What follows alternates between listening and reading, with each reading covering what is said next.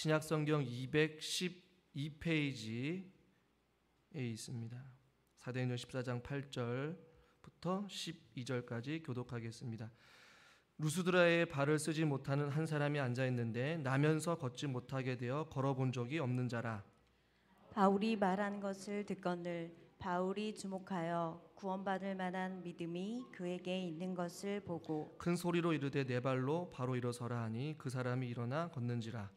무리가 바울이 한 일을 보고 루가오니아 방언으로 소리질러 이르되 신들이 사람의 형상으로 우리 가운데 내려오셨다 하여. 같이 읽죠. 바나바는 제우스라 하고 바울은 그 중에 말하는 자이므로 헤르메스더라 하더라. 아멘. 수예배 나오신 여러분들 환영하고 축복합니다. 옆에 있는 분과 인사합시다. 잘 오셨습니다. 환영합니다. 축복합니다. 갑자기 날씨도 추워지고 눈발도 날렸습니다. 모두들 감기 조심하시고 또 건강 조심하시고 오늘 이 저녁 시간에도 은혜 받는 시간 되기를 바랍니다. 오늘 바울이 말씀을 전하다가 계속 쫓겨나요. 그리고 핍박도 당하고 돌도 맞고 또 죽음의 위협도 당하고 모진 고난 가운데 많은 거리를 이동하면서 그리스도의 복음을 전합니다. 오늘 또 바울과 바나바는 도망치다시피 하다가 루스드라는 지역에 이제 갔습니다.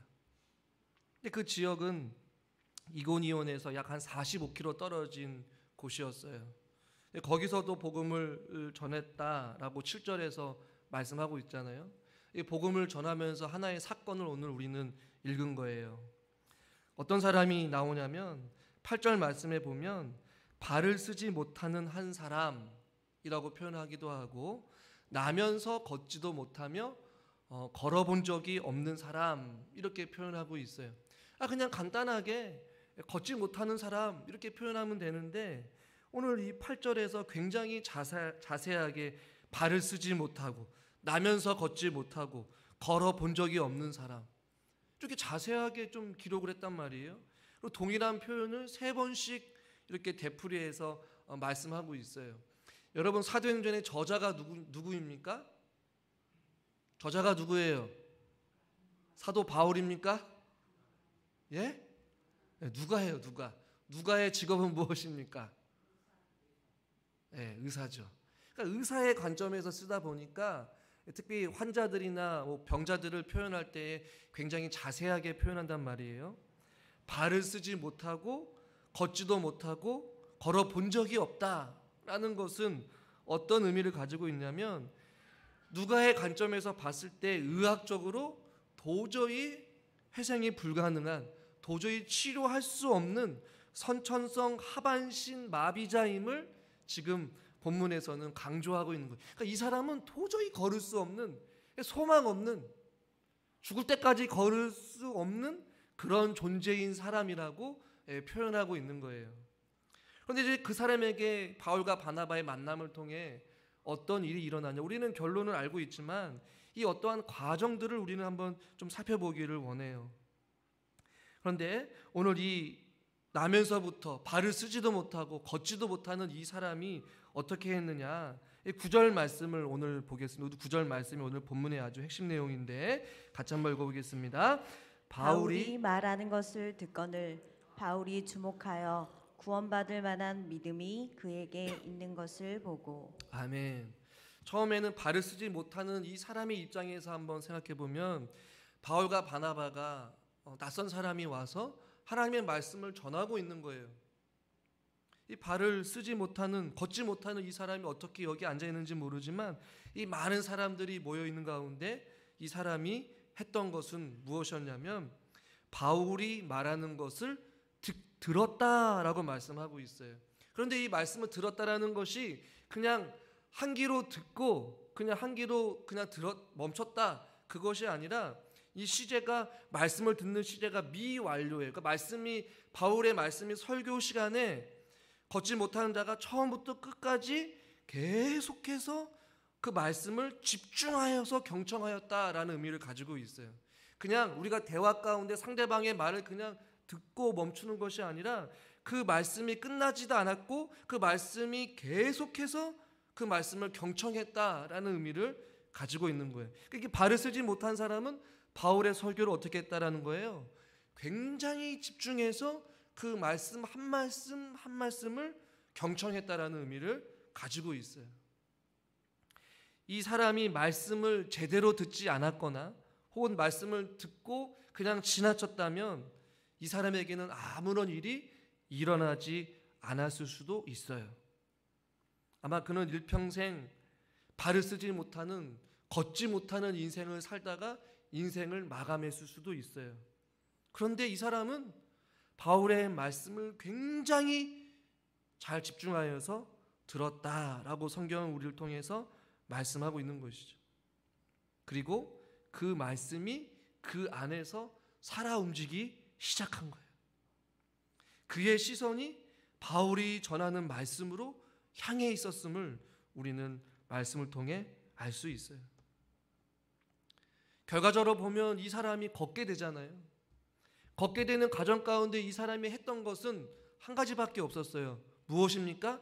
바울의 말씀을 잘 들었던 것밖에 없었다라는 것이. 똑같은 바울의 설교를 들었을 때에 또 상대적으로 다른 반응을 일으킨 사람이 또 있었어요. 본문은 아니지만 사도행전 20장에 보면 유두고라는 청년이 있거든요. 사도행전 20장 9절 말씀을 같이 한번 읽어볼까요? 유두고라는 청년이 창에 걸터 앉아 있다가 깊이 졸더니 바울이 강론하기를 더 오래 하매 졸음을 이기지 못하여 3층에서 떨어지거늘 일으켜 보니 죽었는지라. 나면서 걷지 못하는 사람과 지금 유두고라는 청년이 말씀을 듣는 어떠한 자세, 태도, 마음가짐이 차이를 여러분 느껴지십니까? 졸음을 이기지 못하고 3층에서 떨어져 죽었다는 어떠한 이 사건이 나와요. 약간의 극단의 어떠한 것을 비교는 한 것이지만 똑같은 설교인데도 어떤 사람은 설교를 들으면서 졸고 어떤 사람은 그 설교가 그의 심령 가운데 불같이 임하여서 그에게 놀라운 역사를 경험하게 되는 은혜를 누리게 된다라는 것이죠. 여기에 나면서 걷지 못한 이 한 사람만 있었겠습니까? 아니요, 많은 사람들이 있었을 거란 말이에요. 그런데 이 사람에게 하나님의 말씀이 선포되었고 그 말씀의 능력이 그의 심령에 불같이 임하였고, 할렐루야, 그 말씀이 살아 움직이고 그의 혼과 영과 관절과 골수를 찔러 쪼개어서 그가 걷지 못하였고 완전히 회생 불가능한 그 인생이 이제는 거론하게 되는 놀라운 은혜를 경험하게 된 것은 바로 하나님의 말씀의 역사하심이 그의 가슴판에, 그의 심령에 깊이 뿌리 박혔기 때문에 이런 역사가 일어나게 됐다라는 것이. 그러니까 우리는 걷는 거에만 집중하잖아요. 그런데 이 걷는 것은 이 사람에게, 하나님에게 문제가 되는 것이 아니에요. 중요한 것은 말씀을 어떻게 듣느냐. 여러분, 믿음은 들음에서 난다라고 말씀하잖아요. 어떤 자세로 듣느냐, 어떤 마음으로 듣느냐, 무엇을 듣느냐, 어디서 듣느냐가 중요한 것이죠. 이 남에서 걷지 못하는 이 사람은 오늘 보니까 바울이 말하는 것을 들었다라고 말씀하고 있어요. 사람의 말로 들은 것이 아니라 하나님의 말씀으로 들었다는 것이죠.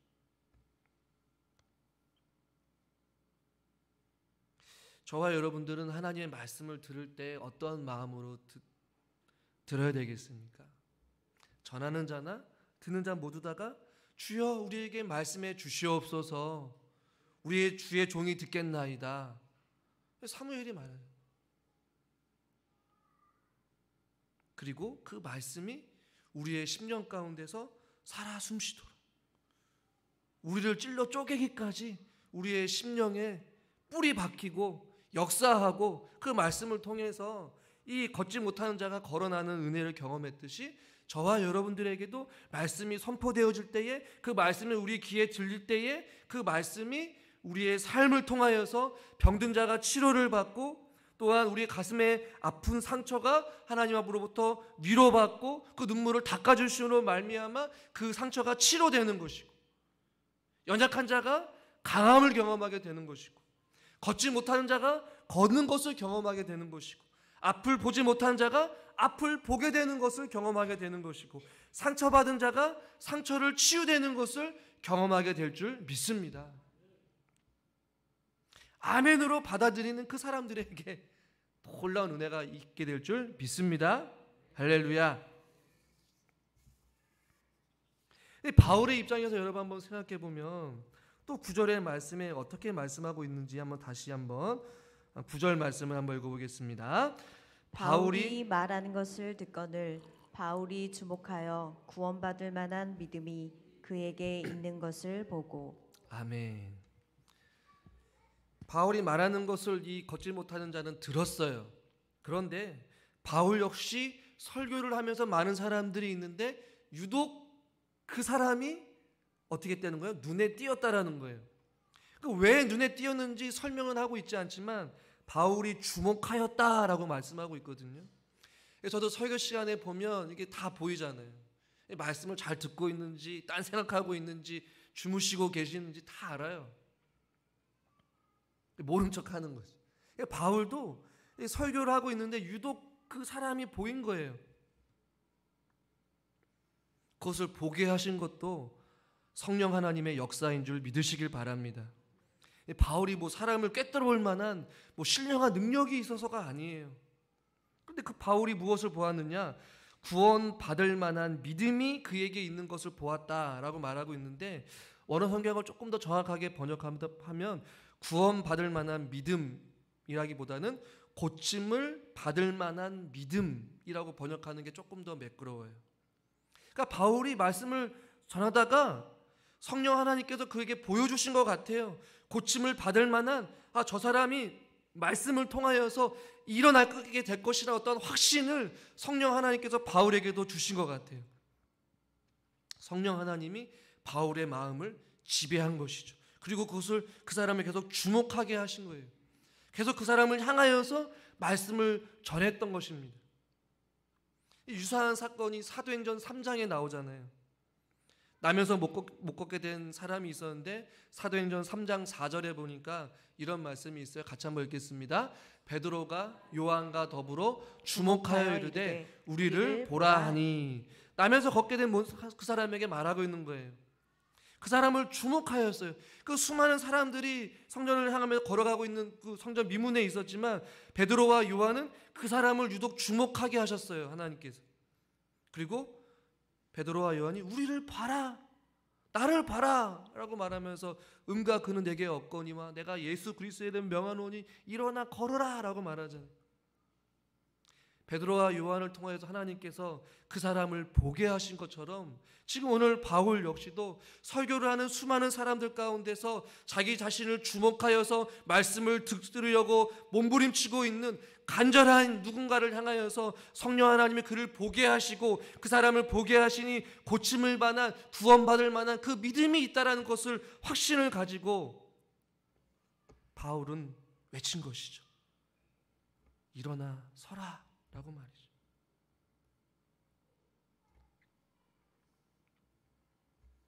어떻게 보냐에 따라 다르게 보이는 것입니다. 12명의 정탐꾼을 보면 여호수아 갈렙만 믿음의 눈으로 가나안 땅을 주목하였잖아요. 보는 것이 다른다라는 것입니다.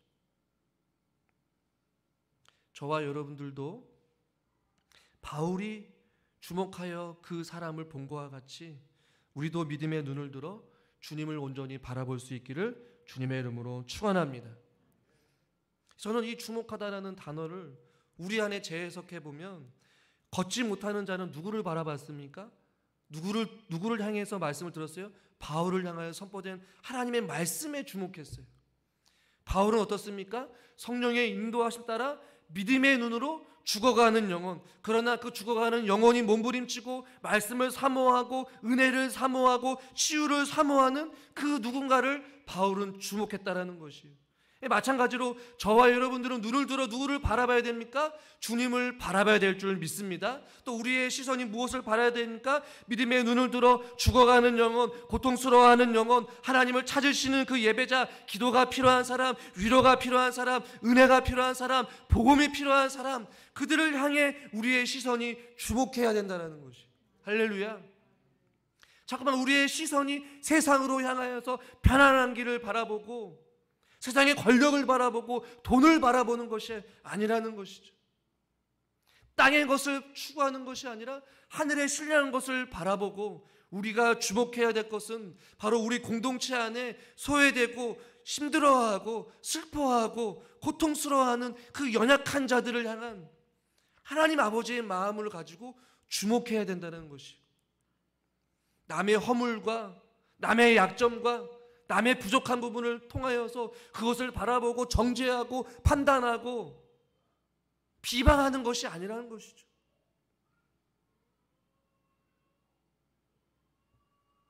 우리가 주목해야 될 것은 하나님께서 교회를 향한 선하신 뜻이 무엇인지를 주목해야 되는 것이고, 하나님께서 원하시는 기뻐하시는 일이 무엇인지를 우리는 주목해야 된다는 것이. 바울이 성령 하나님의 그 인도하심 따라 그 많은 사람들 가운데, 자기 말씀을 들으는 수많은 사람들 가운데 이 발을 쓰지 못하고 걷지 못하는 이 사람을 보게 하신 것처럼, 주여 우리들도 영적인 눈을 떠서 주님을 바라보게 해주시고 우리의 시선이 하나님의 시선과 같이 영혼을 향한 마음으로 향하게 하여 주시옵소서. 하늘을 향해, 말씀을 향해 기도의 시간, 은혜의 시간들에 끊임없는 관심을 가지고 주님께 집중하시고 온전히 믿음의 눈을 들어 하나님의 시선으로 하나님의 사람들과 죽어가는 영혼들에게 우리가 주목할 수 있기를 주님의 이름으로 간절히 축원합니다. 믿음의 눈을 들어 바라보십시오.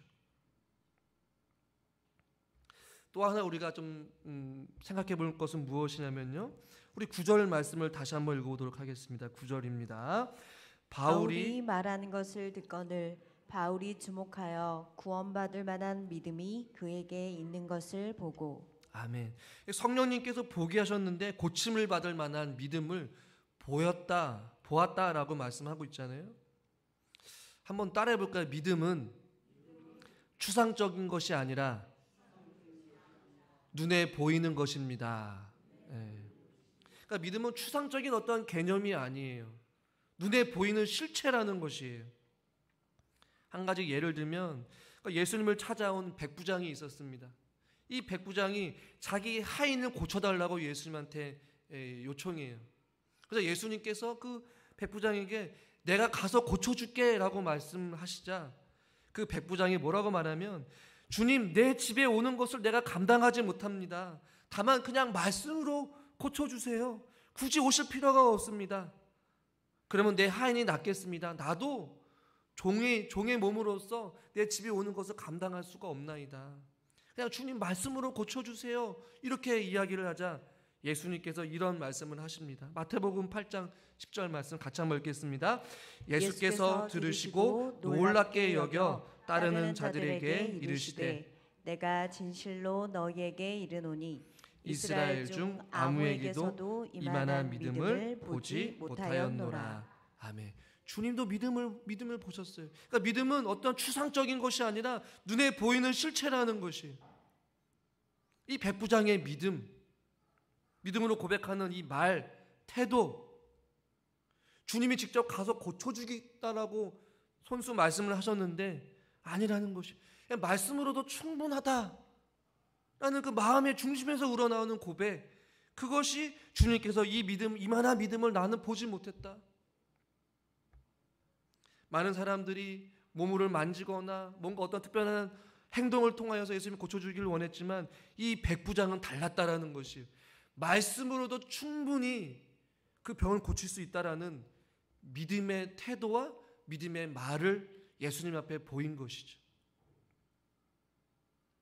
이 발을 쓰지 못하는 사람이 어떤 행동을 했는지는 모르지만 바울을 통해서 보게 하신 것은 이 구원을 받을 만한, 고침을 받을 만한 어떤 마음의 중심의 태도와 마음을 가지고 예배를 말씀을 들었기 때문에 그것을 바울이 본 것이에요.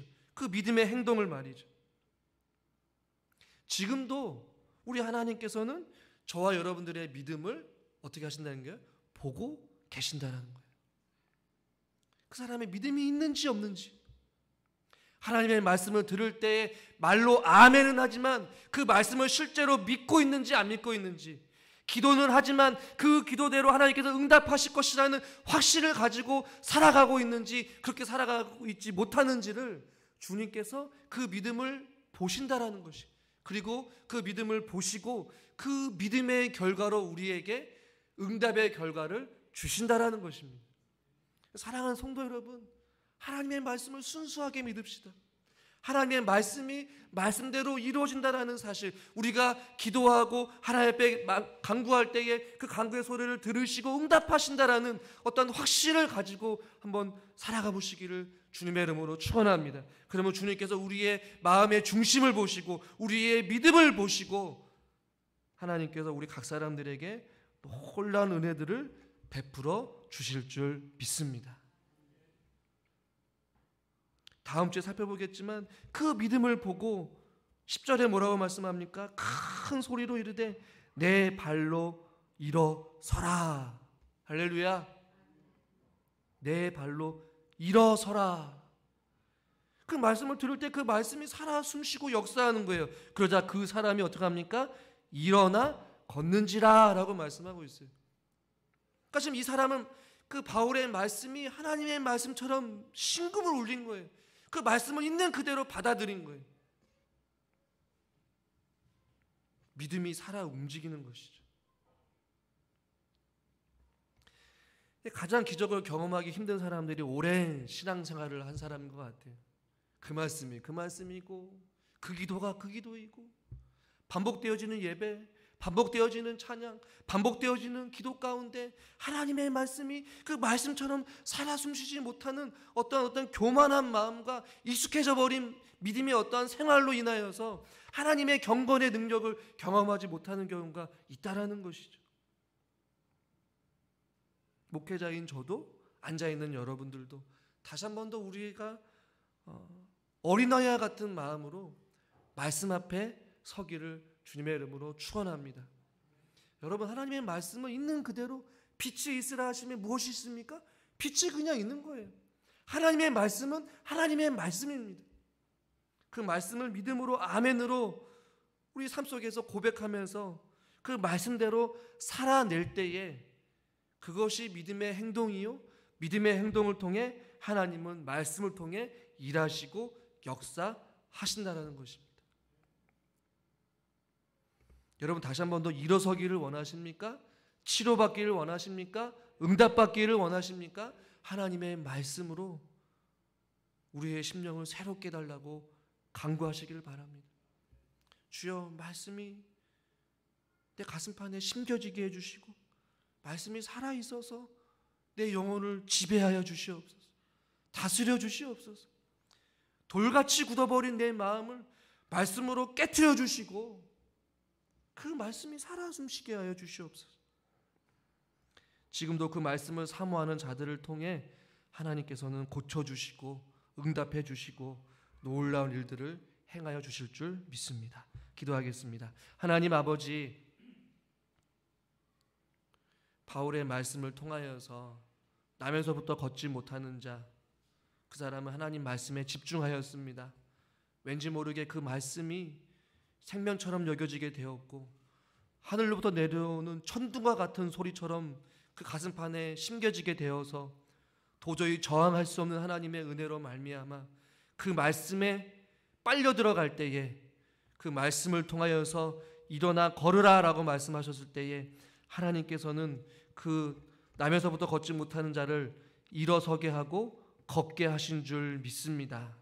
하나님, 우리의 심령 가운데도 하나님의 말씀이 심겨지기를 원합니다. 살아 숨쉬기를 원합니다. 우리의 영혼을 주님께서 붙잡아 주시옵시고 하나님의 말씀에 살아 숨심으로 말미암아 하나님의 놀라운 은혜와 역사를 경험하며 살아갈 수 있도록 은혜를 베풀어 주시옵소서. 하나님 우리의 믿음 없음을 용서하여 주시고 하나님의 말씀을 온전히 신뢰하지 못하였던 우리들의 연약함을 불쌍히 여겨 주시사 다시 한 번 더 어린아이와 같은 순결한 마음을 가지고 하나님의 말씀을 하나님의 말씀대로 믿음으로 고백하며 이 세상 가운데 살아갈 수 있도록 하나님께서 은혜를 베풀어 주시옵소서. 예수님의 이름으로 기도드리옵나이다.